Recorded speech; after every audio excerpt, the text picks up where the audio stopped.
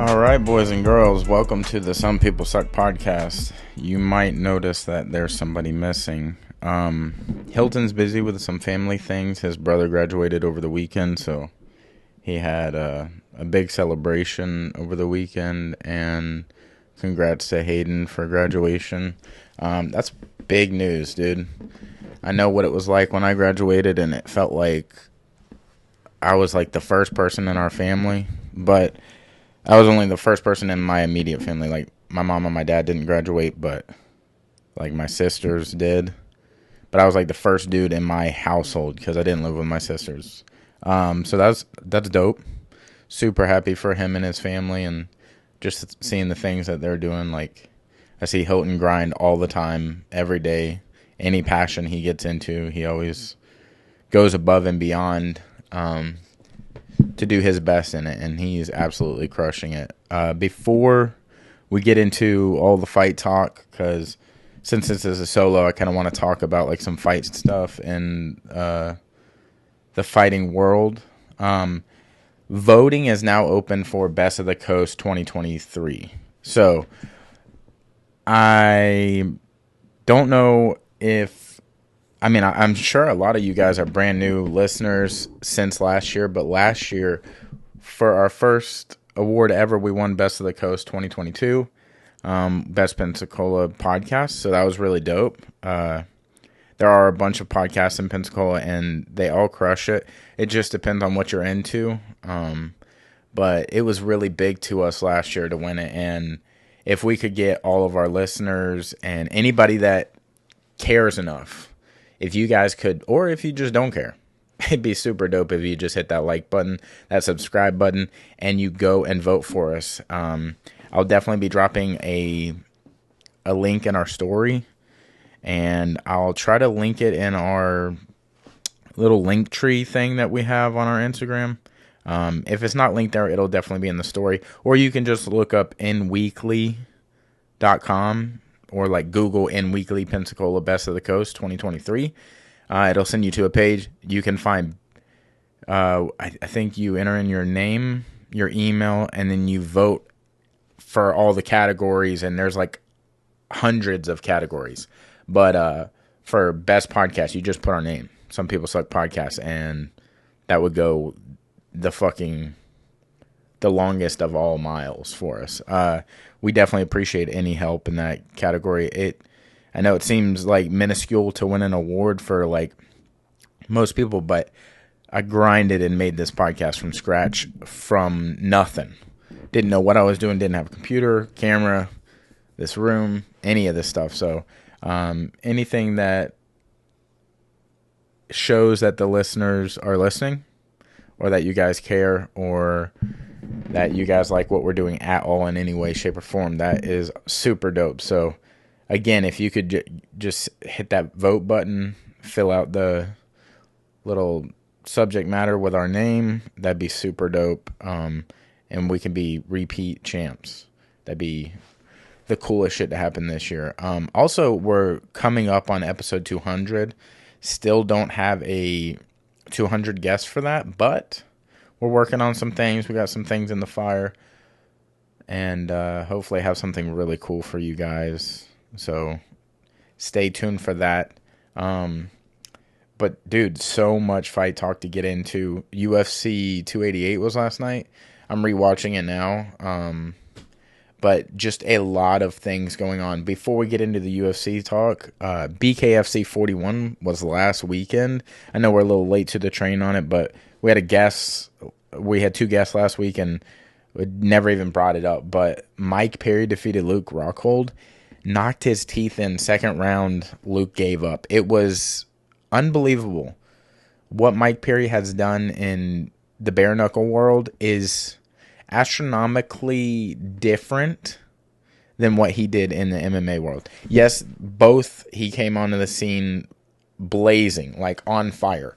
So like just hearing him talk on mics or talk to the media or just seeing his personality on his Instagram, you are immediately like attracted to seeing this dude do anything. Like, he has just got like a magnetic personality because he's so wild and so crazy and different than like the social norm of what we think a fighter is. But in the MMA world, you like meet people with different skill sets or their expertise in different backgrounds. So like maybe you have a guy that's coming from a karate background or a guy coming from a jiu-jitsu background. And Mike Perry had some like signature wins, but he never was able to string anything together long enough for it to be something where he could make a run, as some people would say, like a title run or something. But like he is a legend in the MMA world for the way he carries himself. He's a wild and crazy guy. Like he's just a unique bird, you know? And I don't think anybody saw what was coming for him in the future in bare knuckle. Like when they signed him to BKFC, I don't think they thought this dude is going to be the face of the organization like he is. I thought, or from my outside point of view, it looked to me like they were signing him just because he was a name and he'd have some fun fights, but I don't think they thought he was going to catch fire like he has. He's basically the Conor McGregor of BKFC right now. He's like calling his shots and he's actually coming through on these like Mystic Mac decisions and shit. It's crazy. Like, I mean, he beat Julian Lane. That was his first fight, which is kind of crazy. If you guys don't know, that's the guy from like all the UFC highlights from the Tough House where he's like, "You got to let me bang, bro." That's him. That dude's still fighting today, which is wild. And he is just as wild, if not wilder, than you remember. Like, dude is insane. And Mike Perry won a decision off him. Second fight, nobody saw coming. I mean, I don't think anybody in the MMA world saw coming. He fought Michael Venom Page, which is insane, in England. And he won a decision on that as well, which is just crazy because MVP Michael Venom Page is such a unorthodox striker. He like has the swagger of like Anderson Silva or something. He is like all over the place with his setups and how he's able to be elusive, be extremely long, springy. He's got like that karate setup, and it's insane to see what he's done in the MMA world. Like, yes, he's been in title fights and lost those, like, but I mean, he's still very young in his like MMA career. I think he was one and done with the BKFC thing, so I don't think he's doing that anymore, but it was cool to see like a one-off fight with him. And then for Mike to win that fight on MVP's home soil is insane. Like, took the decision. Nobody saw that coming. And then for them to then go out and sign, like, I mean, they're signing everybody, really. Like, everybody that's willing to jump into bare knuckle, they're signing. And they sign big names, especially from UFC, because everybody's so well known over there. The exposure they get from UFC, they basically bring with them when they come into BKFC. And one of those big names, don't even know why this dude's a fighter. This dude is gorgeous as shit, and it just doesn't make sense that you would be punched in the face, and especially after what you guys saw on that night. Why would you ruin a face like that? Like, you, like, as a man, I appreciate other attractive men, and it does not get much higher than Luke Rockhold. Like, that dude is a dime. Like, a dime, bro. A 10 out of 10. He is mint condition. Well, was, you know what I'm saying? Until he ran into Mike Perry's fists, but that's crazy that he's still fighting. Anyways, they sign him, and I don't know if the intentions were to sign him and then immediately have him fight Mike Perry, or if like Mike Perry was just like, give me new blood, like let me get the big name. And somehow they got that deal made and they fought, and I definitely thought Mike would win, but I thought it would be like more of a decision type deal. I didn't think it would be like I think they ruled it a TKO because Luke verbally called off the fight. It was in the middle of the second round, but I don't think Luke understood the dynamics of what he was getting himself into. I just think he thought he was going to be the longer, springier fighter, And like he also didn't take into effect like you can't kick. It's boxing. It's just bare knuckle boxing. Like I don't know, bare knuckle boxing doesn't translate from MMA very well unless you are already really good at striking. Like if you're well rounded, you're then taking out more than half your game, because if you're thinking grappling is a percentage of it, striking is a percentage of it, but within striking, your feet are half of those striking things. Yes, you don't kick as much as you punch, but like the deal with jumping from MMA to BKFC or bare knuckle in general, where you're just boxing, that takes down, like, if I had to guess, 60 to 70% of your game. And if you're not good at that other 30% of like boxing and shit, then it's a wrap, dude. You're just not gonna translate well, and you just shouldn't entertain it. And Luke has good striking, but I think his striking is so dependent on his setups of his leg kicks. Like he is very good with his question mark kick, and I mean a various amount of kicks. Like he's so good with that, and then he transitions really well into grappling. But I think the older he's gotten, like the just the less he's been into putting in a lot of effort. And dude, I'm speaking out of a room in my fucking best friend's house. Like I rent. I'm not even one to talk. I'm not an MMA fighter. I do jiu-jitsu. So it's like, what the fuck am I? What do they call it? Armchair quarterbacking or whatever. I don't even know what an armchair is. Like, don't all chairs have arms? Otherwise, it's a stool, isn't it? I don't know, but who am I to say? But it just doesn't seem from an outside point of view that he's putting in as much effort. So why not fucking model, bro? You're gorgeous, dude. Don't ruin it anymore. Go to Dior or fucking Balenciaga or who. Oh, I think they have some shit that's bad going on with children or something. But fucking go somewhere else. Go model for Walmart. Become like the face of Walmart. I mean, now your face looks like you're from Walmart, so that plays really well into it. Because, dude, if you've seen the pictures, he posted a video after the fight the next day. His fucking lip is just... He looks like he was in, like, Texas Chainsaw Massacre or some shit. His lip is just fucking shredded. And then his teeth are all chipped and just pushed in. I mean, it's bad. I mean, he went from being like a dime to probably a good 7. And we're talking like a Pensacola trailer park 7. You know, like he's still pulling everyone in the trailer park, but he was a 10 out of 10 anywhere you went before. So, I mean, it's a big drop off.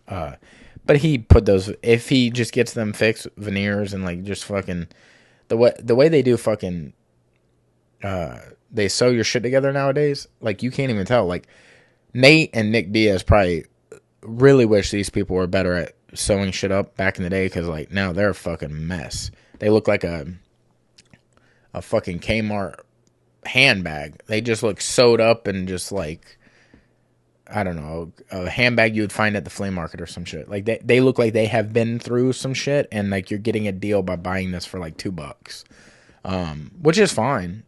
It's fine. It's fine, but it's not. It doesn't play very well into more fights. You know what I'm saying? Like Luke, if he does want to continue to fight, that lip ain't gonna bust open like that.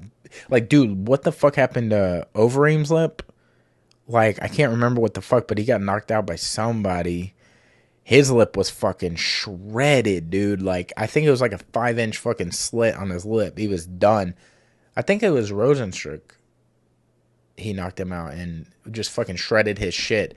And the next day he was on an interview and had a perfectly fine lip. Like, shit was sewn so nice and neatly. Like, it went from looking like he was gonna have a cleft lip type thing to like you didn't even know he was ever in a fight, which is insane. A 24-hour turnaround like that. And fucking Robbie Lawler's lip. And look at Robbie Lawler's face. When he fought Rory McDonald and he was like out of the fight and he's like fucking amped up and just screaming, and his lip is like literally from his lip to his fucking nose was open. Like it was like another fucking. I mean, it looked like a hatchet went to his face. Props to that fight. Like Rory McDonald versus Robbie Lawler 2 was like such an insane fight. But like they can do wild things with shit nowadays, so it's like not a big deal. So Luke, you can bounce back, but like do not take another fight. Don't be retarded, dude. Like you're fine. You don't need money, and like to be honest, like Mike Perry's game is BKFC. Like he does deserve to be in this field. I am going so far on this. I don't know why I'm talking so much about this guy, or this fight in general, but like just stop and be a model. Like if you're losing to people like Mike Perry, and if you're fighting in organizations like BKFC, I'm not saying that in a negative way towards Mike Perry or BKFC, but you're going now from an industry where you were top 5% to an industry you're probably mid. You're probably top 50. Like if there's 100 people in your fucking division, okay, maybe you're like top 30, but like you're probably getting your ass whooped, or you're getting your shit pushed in a little bit by like 70% of the motherfuckers, or 30% of the motherfuckers, and like maybe the other 70 you can kind of like fucking dip, dive, dash, fucking dodgeball, you know? Like you can get in and out and fucking pick your shots and shit, but like I just would not suggest continuing this. Like BKFC is definitely on the rise, and I don't know if they're making the direction they want to go correctly or not, but like it's definitely fucking entertaining, and like Mike Perry's the face of that shit. I don't care who you are, like you're paying attention to the Mike Perry fights now. Like he's done too many big things with too many big names for you to just not pay attention. Moving on to like the next bare knuckle thing over the weekend, GAMEBRED. Like you probably recognize the name GAMEBRED from Jorge Masvidal. He has an MMA production, he has a boxing production, and he has, I guess, I don't know if they're all like they all coexist or if they're one thing and they just changed the name at the bottom, but it's called GAMEBRED Bareknuckle. So it's the first time bare knuckle's been sanctioned. Bare knuckle MMA, I should say, has been sanctioned in Florida, and he put on the very first card ever in history. So that's big fucking news. But like, there's all three of those things: GAMEBRED boxing, GAMEBRED bare knuckle, and then GAMEBRED MMA. But like, he also has icons, so I don't know what the fuck is going on there. Like, if it's all one thing or if they merging the names, it should just be called GAMEBRED. It shouldn't be called all these other things. Like, just have multiple different types of fights on the same card. Like, have bare knuckle MMA, have regular MMA, have boxing, have bare knuckle boxing, have fucking jiu-jitsu, have whatever, dude. Like, become the one championship of Florida, dude. Like, I mean, I know they move around and they have shit in like Milwaukee, they have shit in Virginia, they have shit in fucking Pensacola, they have shit in Miami. That's cool, dude. Do all that stuff, but be under one banner. Like, I think it's a little confusing for people like idiots like me. I can't figure it out, and I'm in that world. I don't even know what the fuck, like, who it is. But anyways, our buddy Alexander Schenk was on the card. I think he was like the fifth fight to the main, and just absolute, like, has no history in bare knuckle, but absolutely bodied this dude.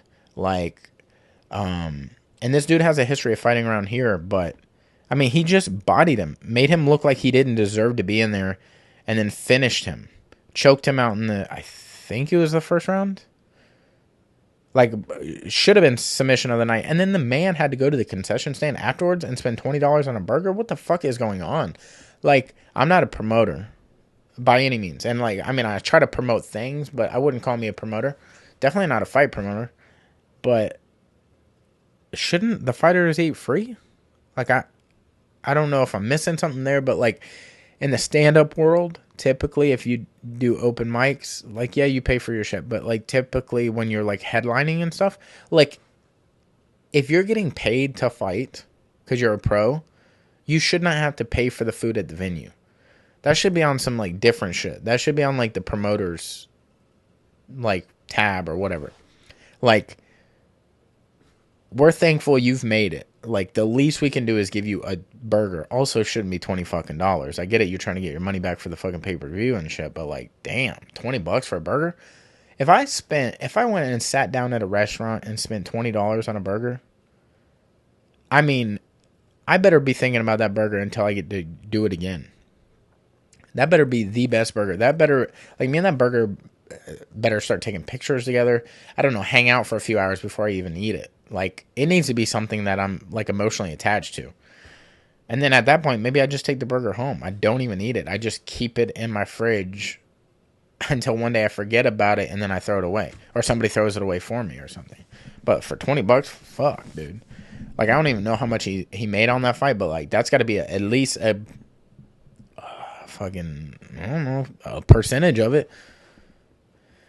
I mean, he's on his way up, and he's going to get to the big show soon, but Alexander absolutely put on a fucking show, bro. And we had other fighters on that card. In the main event, Dillon Cleckler fought Roy Nelson, Big Country, UFC veteran.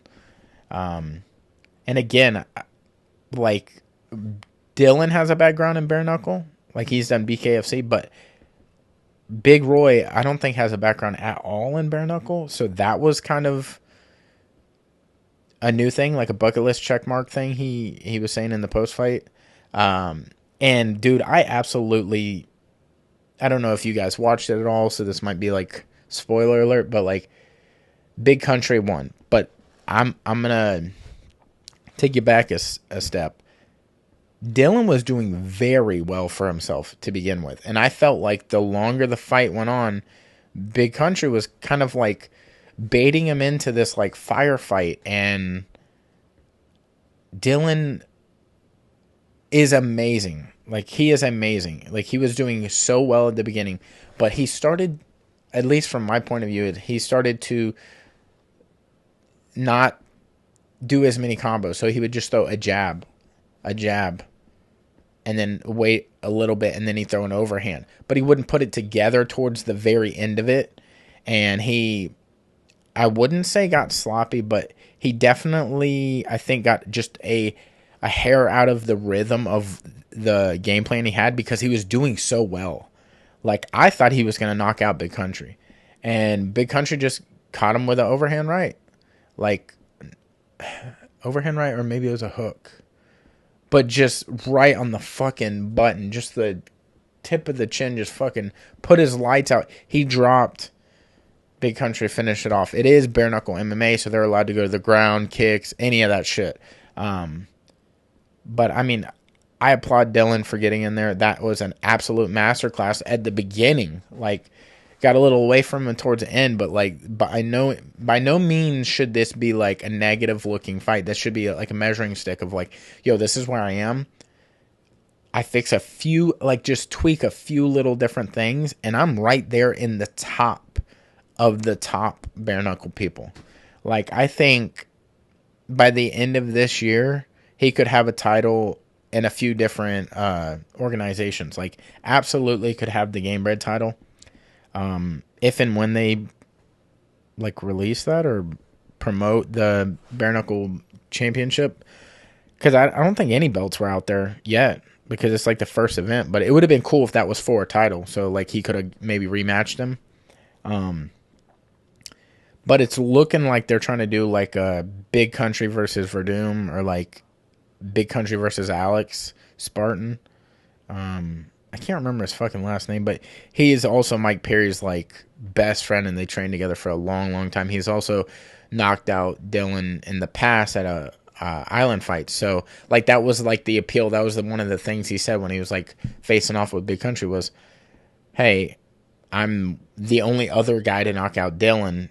Let's get it on. Like, respectfully, I want to fucking whoop your ass. And I would love that fight, because Alex is no fucking bitch at all, dude. There's nothing but dog in him. Like, he is full bred, game bred, dude. Like, he is exactly, he should be the poster boy for the production right now, or promotion. I don't know why keep saying production, but he could absolutely be the face of it. And if they could like lure Mike over, dude, they could run the show for bare knuckle. Like, especially it being MMA, because I think MMA is more exciting than boxing. And for you to be able to do it also bare knuckle with the elbows, the ground and pound, the kicks, then that is where Luke should go. If he is going to continue to fight, he should go to GameBred. That would make GameBred's like notoriety that much higher. Like, even though it's just like one name, it would draw attention from like a crowd that I don't think maybe sees him, like that Southern California MMA group. Because I mean, this is more like southeast coast, you know. But dude, absolutely banger card. I watched the entire thing. I highly suggest, and they were streaming it free on YouTube. I don't know if that's gonna continue to be a thing, but dude, absolutely banger of a card. They could definitely look out for that next one. And then you also have one championship over the weekend. Everybody knows that Mighty Mouse was taking on Adriano Moraes, and so the first fight, Mighty Mouse was doing okay. I mean, they both had their moments in both fights, so it's like it's going to be hard to really give you a highlight of either fight. But the highlights that everyone attaches their memories to is that DJ was knocked out by a flying, well, kind of a flying knee. So yeah, flying knee, and then finished, knocked out, done on the ground, over. DJ lost his belt. Then they do the rematch, and then Adriano is the champion. Mighty Mouse is a challenger. Mighty Mouse does the exact same thing. That's how you know we're in the Matrix, bro. Like, any of this, like, fucking, are we living in a simulation? That has been answered. It was answered in that fight, because how the fuck did you do the exact same setup, exact same combo, and exact same finishing sequence as he did to you to win back the title? Like, that shit doesn't even make sense in movies. Like, they say you can't write that shit, but, like, dude, you can write anything. So I don't know where people, when you're like, man, you can't make that shit up. Bro, you can literally make anything up. That's why it's called making it up. Because, like, and nothing's off limits. Like, dude, I'm going to actually live to be 150. You can't make that shit up. Except I just did. See what I'm saying? Like, that shit is how making it up works. You can always make up anything. So, like, for people to say, like, it's just unbelievable. It's not that you can't make it up. It's just unbelievable. Like, it is insane to me that the first two fights are mirror images of each other with different outcomes. So, yo, I like the way you finished me. I'm going to check that shit out and finish you the same way. Second fight, you're done. They rematched the rematch. So they trilogied. It was the first one championship on U.S. soil. They did it in Colorado, and Mighty Mouse proved he's that motherfucker, and he won a decision, dude. Absolutely cannot be excluded from any GOAT talk, because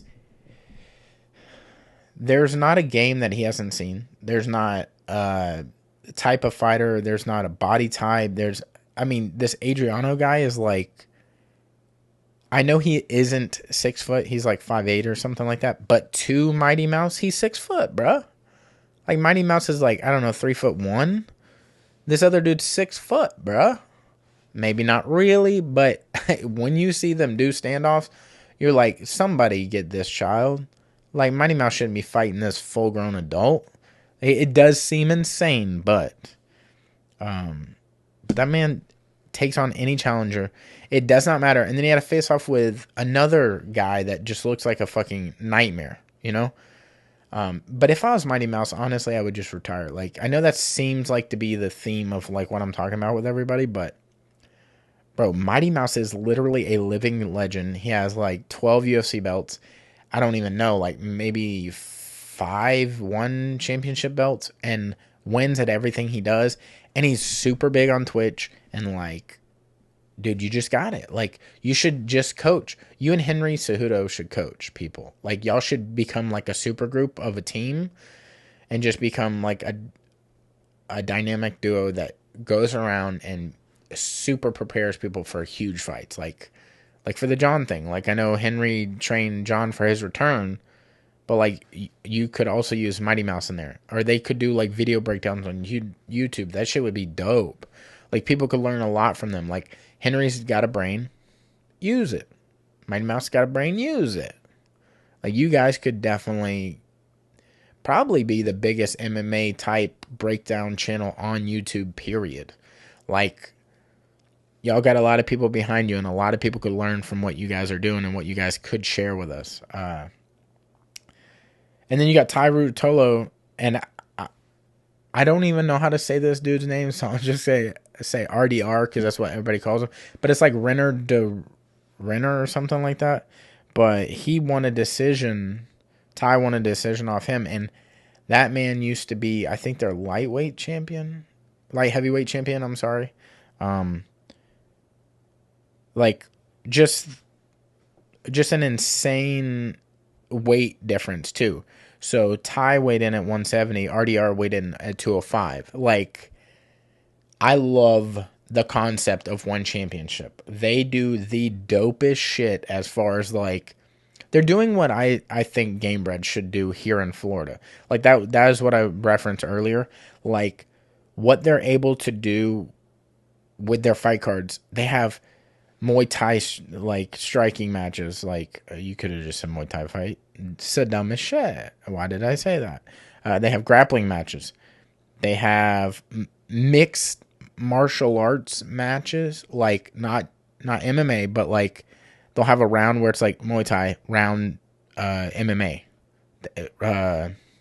Mighty Mouse fought Rod Tang that way, and Rod Tang also won over the weekend. But like, and then the next round would have been Muay Thai again, but like Mighty Mouse got Rod Tang out of there.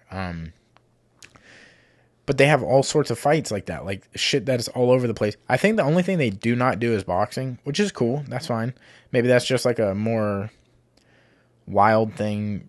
I don't know. It could also just be boring to them or something. It might not be their like demographic.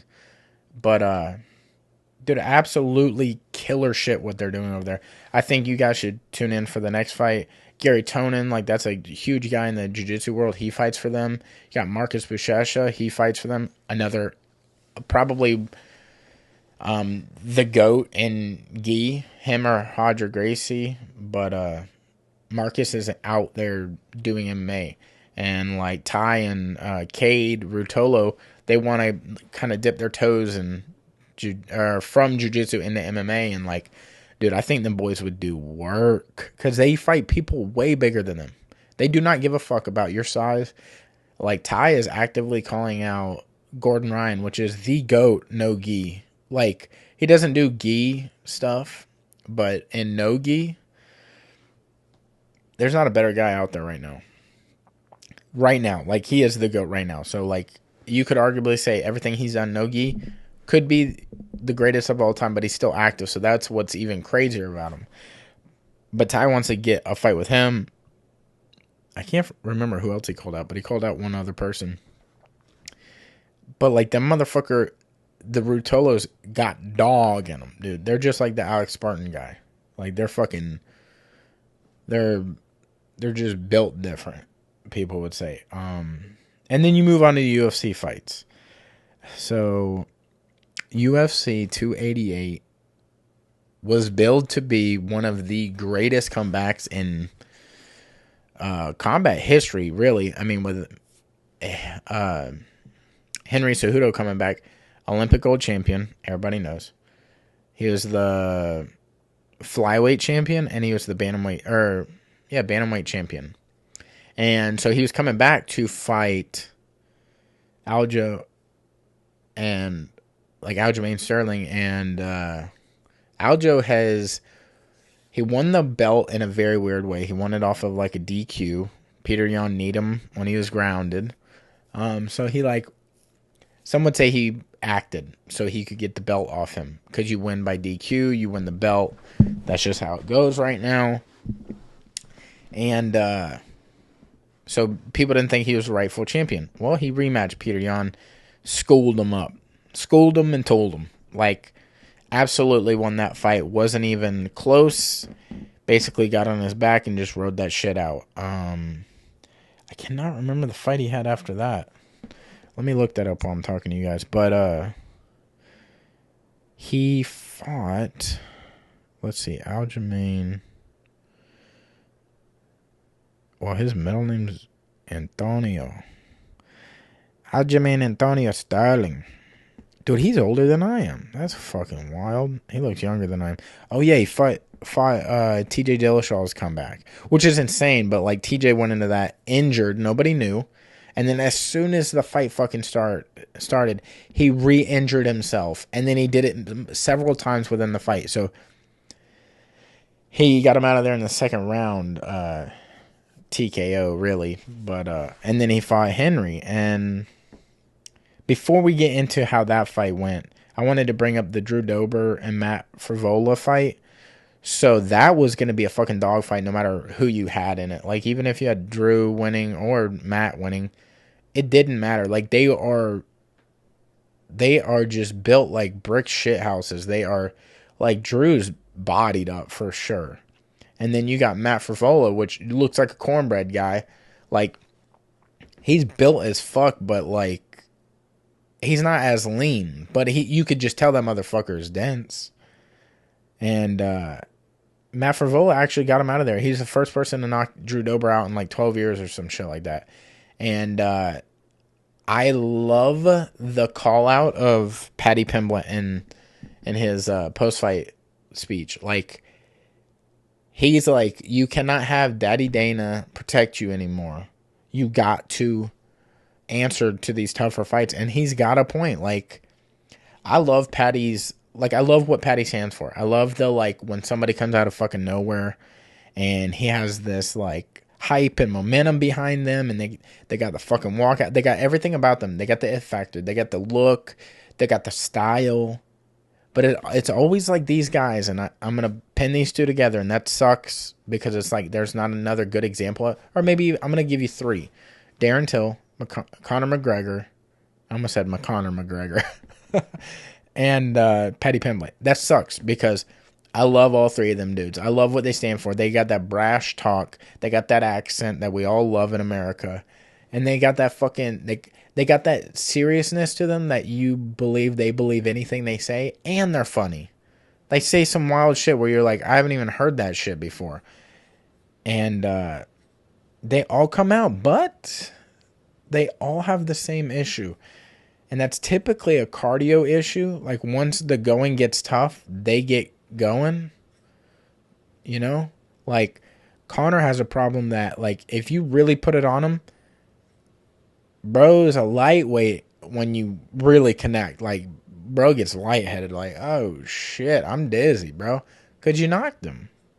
Same thing with Paddy. Paddy gets a little loosey-goosey. But if the caveat to all this is that of the three, Paddy has the best ground game. Darren Till kind of got schooled, got subbed by, what the fuck was his name? He lost to Jake Paul twice. Why am I blanking on this? Dude, what the fuck is his name? He fought Wonderboy twice. There's literally nobody in here to, like, tell me, so I'm just, like, out here just whiffing on whatever the fuck this. God. Tyron Woodley. Damn, why did that take so fucking long? But he got fucking head and arm choked by Woodley, so, like, not great on the ground. I mean, he got exposed a little bit with Woodley. And Woodley's not even super known for being that great on the ground, just ground and pound type shit. Like, so, like, and then Conor on the ground, he's really good at anti-things on the ground. So he's good at anti-jiu-jitsu, anti-wrestling. He is not so well at... I mean, has Conor even subbed anyone at all, period? I think he only knocks people out. Or gets knocked out, I guess. But with Paddy, like, he subs people and he knocks people out. So, like, Paddy has... I wouldn't say the best game. Conor's stand-up is definitely better than Darren and Paddy.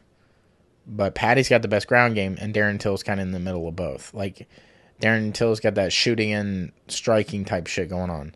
So, but, like, I love that Matt Frevola in his post-fight called Paddy. I would love to see that fight. I don't know that it goes that well for Paddy. Like, ugh. If I was him, I don't know that I would take that fight. But I mean, what are your alternatives? Like, it's only up from here. And like, if you're trying to get that Hen Sanitizer Boy fight, that Ilya Tempora fight, bro, that is not gonna go your way. I absolutely promise you that. Like, the Ilya Tempora guy is fucking as real as it gets. Like, you're gonna run into a fucking brick wall when you're fighting that guy. I do not suggest that. And if I was like, look, if I'm Daddy Dana, like, I'm trying to avoid that fight. Like, I know he threw some hand sanitizer at you and he hit you in the head and he tried to corner you in a fucking hotel lobby, but, like, you just cannot take that shit up, you know?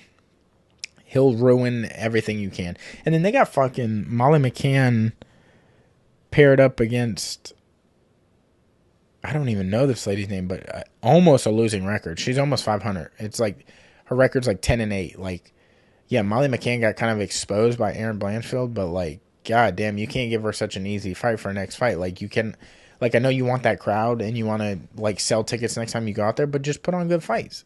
Like, we as humans get so attached to the idea that we want somebody or some team to win or something like that. We should ultimately just really want good fights.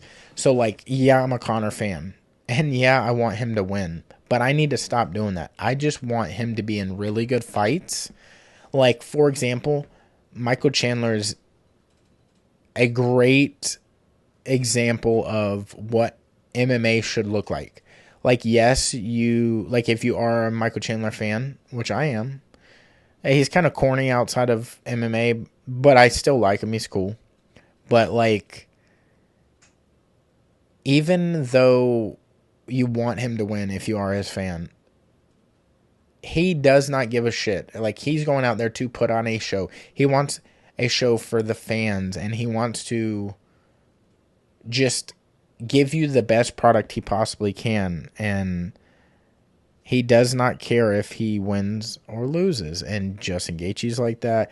Like, some of our favorite fighters in the industry are like that. And yeah, you want to have a winning record, but, like, if you put on a show, they'll keep inviting you back.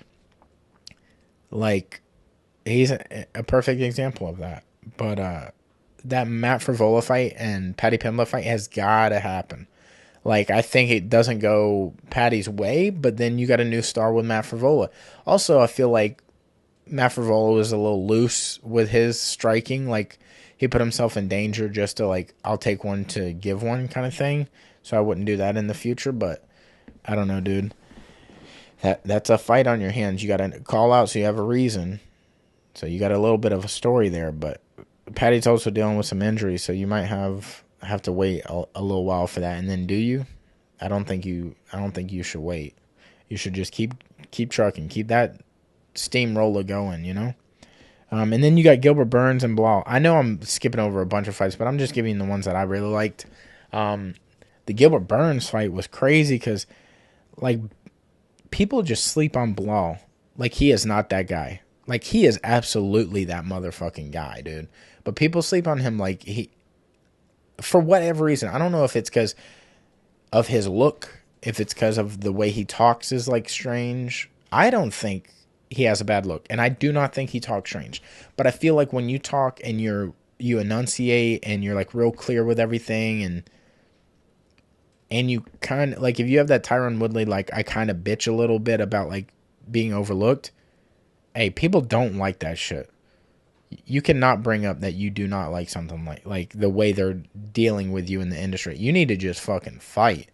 And, like, people are avoiding him because they see the fucking technique that he has. Like, man has got the full package.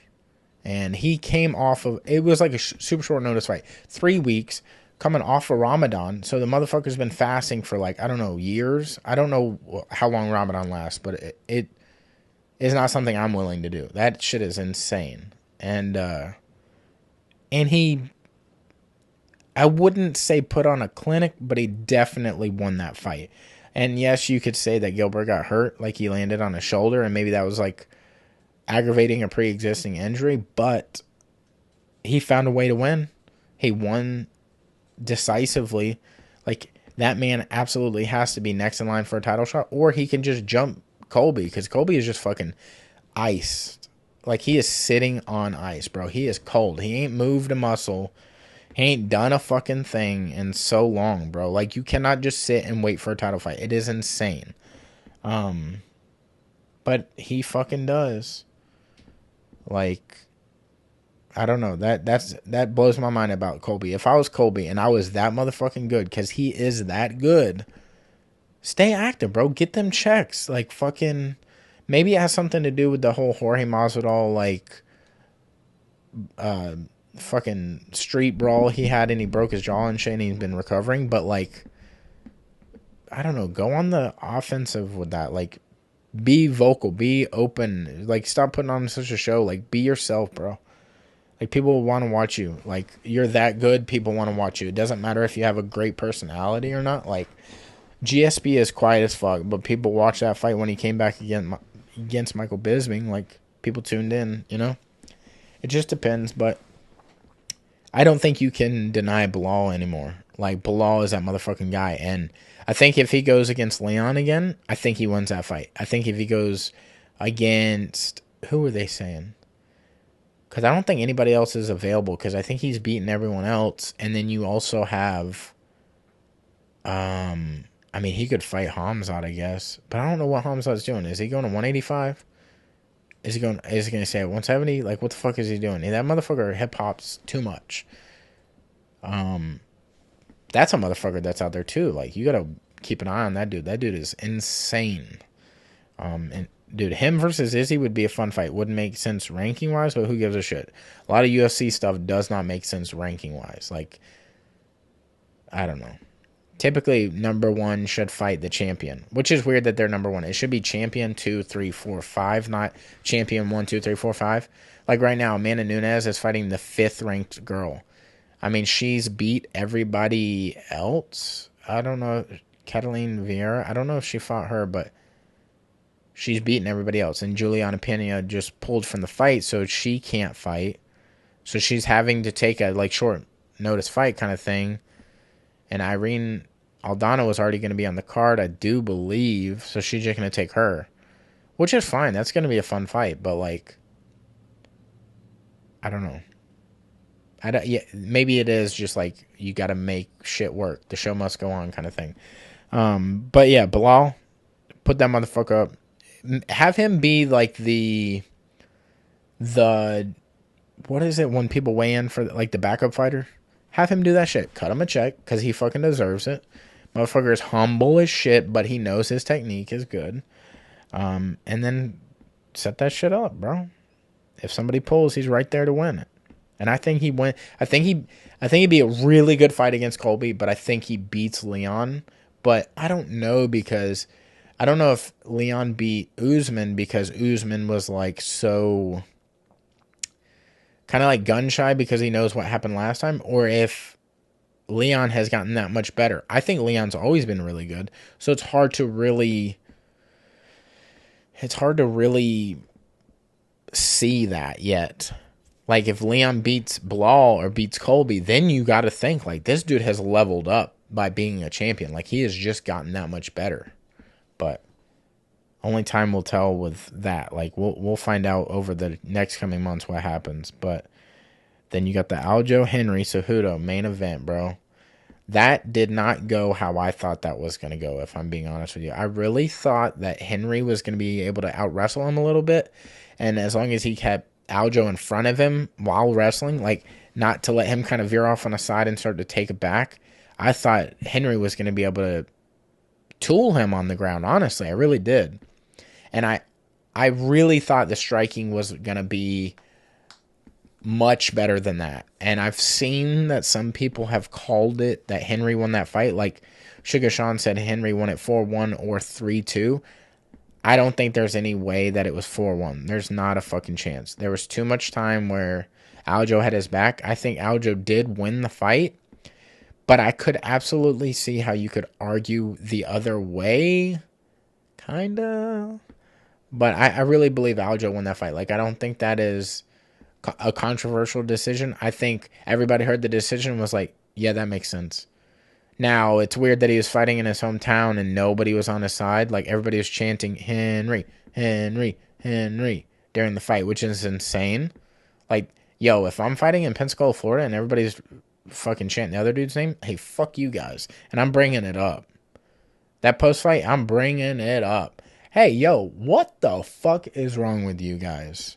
I just fought my ass off, and I'm born and bred in this motherfucker, and you guys are against me? Fuck you guys.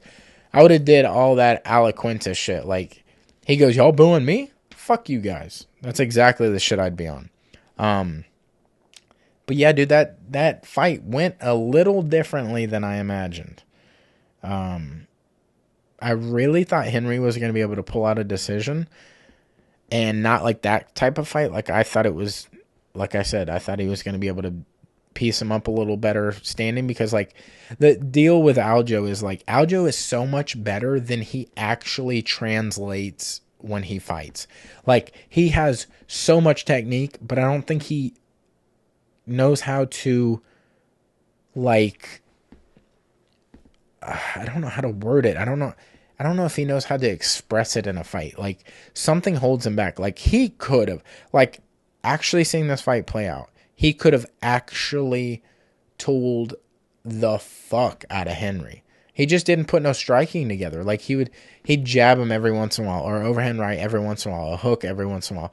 Like, in land, and he was outlanding Henry, but he wasn't doing it consistently or putting in together combos or like setting things up very well. He was just kind of like willy-nilly shooting from really far out, super low singles or super low doubles, and getting sprawled on. Like, bro, you got a bad neck. Probably wouldn't be doing that, you know? Especially not against like an Olympic wrestler. Like, cool, yeah, you did take him down, but like, you could have outstruck him. Like, I think pretty significantly. Like, I think it could have been 5-0. Like, I think you could have won every round, maybe even got him out of there. But for whatever reason, you just didn't pour it on. Kind of weird.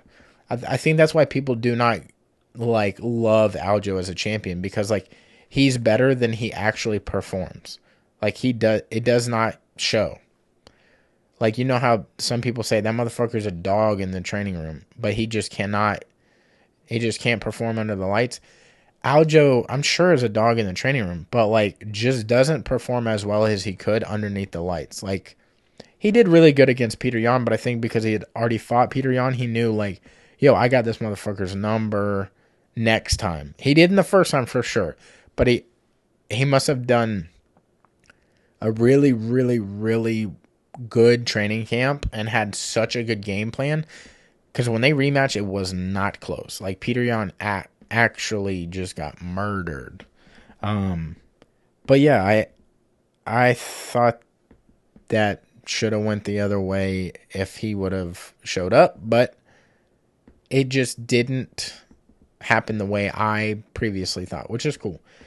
It's cool for Aljo, like, but like, dude, you gotta absolutely start showing up. Like, you cannot have this shit slide. Like, then he did the call out of Suga Sean, and Suga Sean came into the ring dressed as Michael Jackson for whatever fucking weird reason that was. Took his jacket off. Marab took his jacket. Like, Suga took his jacket off and handed it backwards, and Marab just fucking scooped it. Put it on, jumped on the cage. There was a little scuffle after a little face-off, but like, Aljo and Suga Sean can't talk for shit live on a mic. Like, they just didn't know what the fuck to say. They were just kind of like mumbling over each other, and like, yeah, that kind of draws attention to the fight, and maybe you want to see that fight next. But like, Aljo, if you do not beat Suga, it's because you don't live up to the lights, which is wild, because you are technically so much better than Suga Sean. Like, I think your striking is right there with Suga's. Suga's is maybe better, but it's because he is able to keep the distance so well. And if he can't like maintain the distance between an opponent, he does not do so well. Like, if you can take him down, I mean, like you saw in the Pedro Munez fight, like, he was having an issue with him coming in so close, and like, yeah, it sucks that it went to an eye poke, and it is what it is. But then you saw the Peter Yan fight, like, I don't know, if Suga can set up his distance, yeah, it's gonna be a long night for you, dude. But if you can just set up a few combos into like some takedown, like work some drills and camp, obviously, you're going to. I'm not telling you something you don't know, but, like, that is your goal to win. And then you fight Volkanovski. But I really hope by this time that Volkanovski's beat Yair and then he's gone up and fought Islam again and he takes Islam's belt. Do that shit, bro. We all want you to. Like, you are the fucking golden child of the UFC right now. Like, we want you to win everything. Like, you beat and took the aura from Max Holloway, which is insane. But, like, you took his shit. Like, people love you like they used to love Max. And people still love Max, but, like, people love you. You know what I'm saying? That'll be a fucking... I hope that story happens, and I hope that, like, I wish the best for Aljo. I don't want bad on anybody, but, like, I just rather see Volkanovski beat Yair and then go fight Islam for a belt. Like, maybe Yair, or maybe Volk gives up the belt and then goes and fight Islam for the lightweight belt. So then Aljo can fight for the featherweight strap against Yair or whoever the fuck wins it. And then you can see Henry take the bantamweight belt again against, like, Suga Sean or something. I don't know. It's a weird time in the UFC. There's a lot going on, a lot of moving parts. So I don't know. It's dope to see that the sport is so exciting. Anywhere you turn, there's a dope matchup or story that you can follow. And I know we fucking talked a lot about fights, but it's a solo potty. You know what I'm saying? Like, I'm all by myself. Nobody to wrangle me in. So you got a little bit of fight talk today. A super short. I wanted to talk about the WWE really, really quickly. And I know that's, like, probably not what everyone wants to hear. But, dude, did you guys see Seth Rollins beat Omos? Or Omos or Omos? I don't know how to say his fucking name. But he did make Omos look good. Almost. You know what I'm saying? Ain't nobody here, so what are you going to do? And then I really wasn't buying this whole triple threat match. Like, it was okay, but, like, they need to do something to where Austin Theory looks interesting. Like, put him in a matchup or, like, a rivalry with somebody where he's actively fighting them and maybe lose the belt, the U.S. Championship, and then win it back, and then lose it, and then win it back. Like, do like how Edge and John Cena did back in the day, where they were giving up the belt and trading it amongst each other, like, consistently. Like, make it something people want to tune into. And I didn't think the girls' matches were that... there just wasn't enough build-up to either match, really. Like, Bianca Belair is that motherfucker, and so is Rhea Ripley. But Bianca Belair is absolutely the best female wrestler on the planet right now. Nobody's even close. Like, she's got cardio, she's got technique, she's got flair, like, she's got it all, bro. Like, she should be the face of women's wrestling. Absolutely. The Bad Bunny fight was cool against Damian Priest, but, I don't know. Like, I like Bad Bunny. He was cool. But it is what it is. It's like what you expect from a celebrity match. And then you went on to the Bloodline, like with Solo Sikoa and the Usos, versus Matt Riddle and the tag team champs, Sami Zayn and Kevin Owens. And, bro, the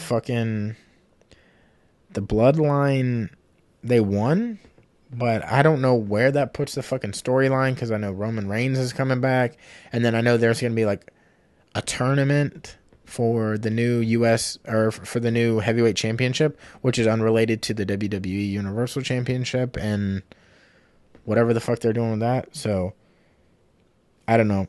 I don't know where or what this does to the storyline, but I hope big things are coming ahead, and you can kind of feel some things turning. Like, Solo Sikoa is kind of making, like, a weird, like, turn on the brothers, and the brothers are kind of, like, feeling like they're disbanding from the Bloodline. So I don't know what's going to happen there. And then you had Brock Lesnar versus Cody Rhodes, and, like, good match. Like, it was definitely better than I thought it was going to be. I didn't know how it was going to match up, because, like, you haven't really seen Cody fight somebody that big, but I guess Roman Reigns was that big. But Brock Lesnar he's a fucking bull. And fucking Lesnar took the turnbuckle top off, and then Lesnar went to go, I don't know, spear Cody into the corner, and Cody got out of the way and gashed his fucking head and blood everywhere, and it made Cody look like that motherfucker as well. So Cody won. And I don't know how you do the tournament because they're doing like a tournament for the new heavyweight belt.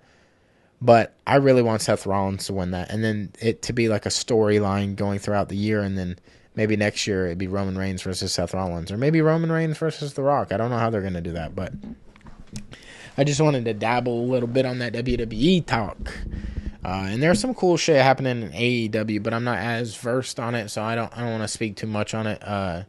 But before we get out of here, because that's going to be the gist of the shit today, do not forget to vote Best of the Coast 2023 Best Podcast, because you know your boys are running it. And, hey, I don't want to be cocky, so please, I take any vote I get, you know.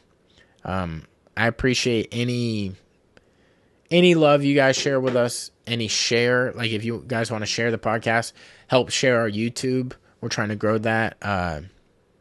We're trying to get it over 1,000, because after 1,000, we can start monetizing and start being a bigger part of the YouTube world. But before we get out of here, don't forget to vote, like, comment, share, subscribe, make friends in the comments, do all that fun shit. But I wanted to thank Johnny Mumbles and Sacred Grounds Tattoos. They're sponsoring the podcast, and I just want to say thank you so much for some of the dope fill-in work I've gotten on my sleeve by Johnny. Went over there, watched the Ryan Garcia and Tank Davis fight while I was getting tattooed. Awesome fight.